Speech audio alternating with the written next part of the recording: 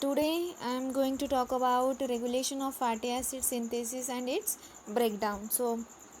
The first question which arises, that is when it actually happens. So the oxidation of fatty acids, as you know, it consumes a precious fuel and it is regulated so as to occur only when the need for energy requires it. So in the liver, fatty acyl CoA formed in the cytosol, which has a two major pathways. First, that is beta oxidation by enzymes which happens in mitochondria, and second, that is conversion of triglycerols and phospholipids by the enzymes in case of a cytosol. Okay, so the pathway that taken depends on the rate of transfer of long chain fatty acyl CoA into the mitochondria. As you know, carnitine shuttle, which has a three-step process, or which involve in carnitine shuttle there are three different enzymatic reactions are involved, in which the fatty acyl groups, they are carried from cytosolic fatty acyl CoA into the mitochondrial matrix. Okay, so that is a rate limiting for fatty acid oxidation, and which is also a very important point for the regulation. So once fatty acyl groups, they have entered into the mitochondria, they are committed to oxidation into the acetyl CoA. You can see in the figure. So then what happens, that malonyl CoA, which is a first intermediate in the cytosolic biosynthesis of long chain fatty acids, they from which is come from the acetyl CoA. Okay, that used to increases the concentration whether the whenever the animal is well supplied with a carbohydrates. Okay, so if there is an excess of glucose that cannot be oxidized or stored as a glycogen, so it is converted into the converted in the cytosol into fatty acids for storage as a triglycerols.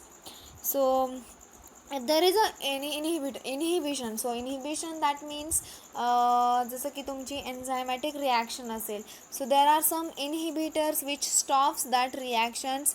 Okay, so the inhibition of carnitine acyl transferase 1 malonyl CoA, that ensures the oxidation of fatty acid is inhibited whenever the liver is applied sorry when liver is amply supplied with a glucose which is supplied as a fuel, and it actively making the triglycerols from excess glucose. Okay, so two of the enzymes of beta oxidation, they are also regulated by metabolites that signal energy sufficiency. So when there is NADH or NAD plus, that ratio, if that ratio is high, that means this beta hydroxyacyl CoA dehydrogenase is inhibited, and in addition the high concentration of acyl CoA inhibits the thiolase. Okay, thiolase enzyme. So now let's talk about this figure. So thiolase, that regulates by metabolites. So you can see in the first figure,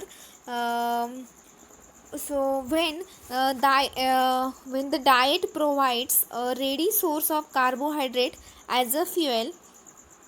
Okay, so when diet provides so that means the beta oxidation of fatty acid sorry is unnecessarily, and therefore they gets down regulated. So in case of this, two enzymes are key to the coordination of fatty acid metabolism. First, that is ACC.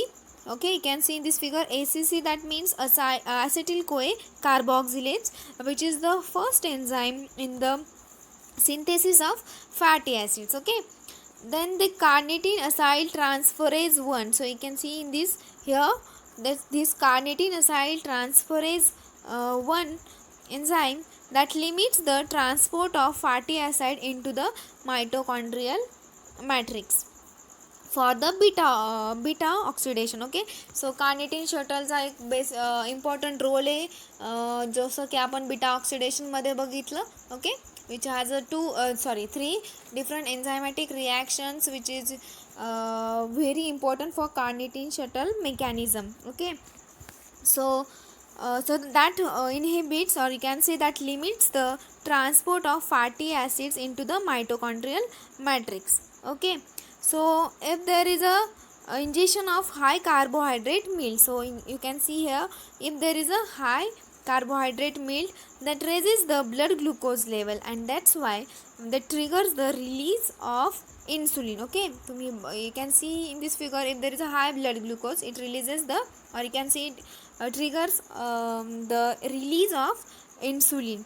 So now the insulin dependent protein phosphatase.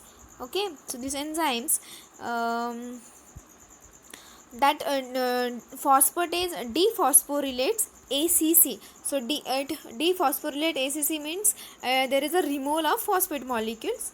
Okay. That's activating it.